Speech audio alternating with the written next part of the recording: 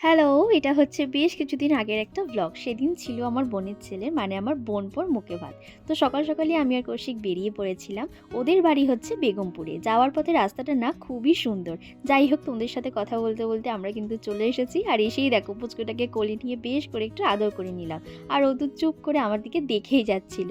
দিয়ে আমরা একটু মিষ্টি খেয়ে ওকে নিয়ে আমি আবার ছাদে চলে এসেছিলাম। ওর নাম হচ্ছে জিতান। তারপরেই দেখো সুন্দর করে সাজুগুজু করে বসে পড়ে মামার কাছে ভাত খেতে। আর ওর সবথেকে বেশি পছন্দ হয় মাছের মুড়োটা। দেখো কেমন কামড়ে ধরে আছে। দিয়ে আমরাও দুপুরে খাওয়া দাওয়া করে একটু বাইরেটা বেরিয়েছিলাম। আর বাইরেটা বেরিয়েই দেখি এত সুন্দর একটা গোলাপ গাছ, প্রচুর ফুল ফুটেছিল। তো বেশ কিছু ফটো তুলেছিলাম। তারপরে সন্ধ্যেবেলায় রেডি হয়ে ওকে একটু আদর করে নিয়ে বেরিয়ে পড়ি বাড়ি ফেরার উদ্দেশ্যে। আর আসার সময় রাস্তার ধারে একটা ধাবা দেখতে পাই, তো ওখানেই দাঁড়িয়ে পড়ি। কৌশিক এখান থেকে এই ঠান্ডায় দুটো মালাই চা আর দুটো চিকেন চিজ বল নিয়েছিল। তো ওটাই খেতে খেতে দুজনে বেশ কিছুক্ষণ সময় কাটিয়ে গল্প করে বাড়ি চলে আসি।